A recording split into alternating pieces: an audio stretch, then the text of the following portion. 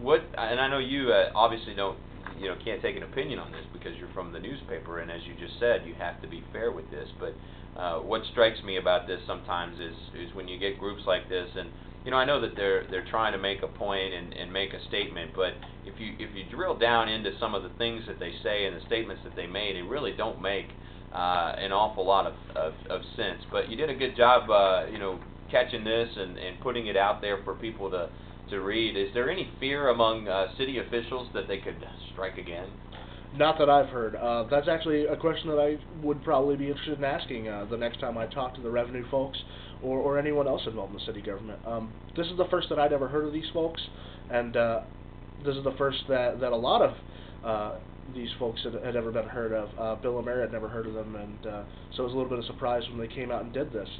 But apparently this is a nationally founded group, so they're all over the place. But these folks, they call themselves a bluegrass cell of the Red and Anarchist Action Network. They've had their own little day in the sun so far, I guess. And I guess in a way we're kind of giving it to them, but it's one of those things that's, to me, it borders on the ridiculous and entertaining, but at the same time you have to take it serious because, as you mentioned, the potential cost to taxpayer dollars to taxpayers' wallets is somewhat significant. 280-2287, 1-800-606-4263, pound 630 on a Sprint PCS phone. Those are the numbers to contact us. Also, Leland at WLAP.com. We're talking with Dariush Shaffa from the Lexington Herald-Leader, who broke the story on the ransacking of 150 coin-operated parking meters. And that's the interesting thing that you brought up. The count that you have right now that you found is 30, so there could be up to 120 more out there that we just haven't found yet, and folks are still getting free parking. What I've heard, actually, Tom Martin, who was just in the studio with you a little bit before us, he was walking out, he said that there was some on his street that were glued. Someone I know from UK told me that on her street, Lexington Avenue, that there are some meters glued there. The only places that I had been told that there were meters glued were on Bolivar Street, Old Vine Street, South Upper, and East High, and again, that was just about 1/5 of what the Red Anarchist Action Network had claimed. So they didn't do this along one straight swath. They picked random spots throughout the downtown area to do this. Now, this bonding agent, what exactly did they use? Glue. An industrial, but it just made it sound good, but it was really just, what type of glue? Wood glue or metal glue? Or I'm not sure. There's a picture on the Herald-Leader's website. If you go to www.kentucky.com, you can actually take a look at one of the meters over on Bolivar Street that was glued. I have no idea what kind of agent it was. Now, Dariush, you're an intern at the Herald-Leader? Yes, sir. And you're also interested very much in business, I understand, and you're working on a story. You and I were talking very briefly but off the air. Your take on the economy is very interesting. You feel like we're about to maybe have an upturn here, and you're working on a story that actually piqued my interest, geared toward college students and the folks, and I guess the idea of credit cards and all those options that are out there for students. It seems like every time you turn around on a college campus, someone's trying to get a college student to sign up for a credit card, and it could cause them some debt problems down the road. Give us a little preview of what that might be. It's big money for the credit card companies, and so what it comes down to for the college student is being responsible.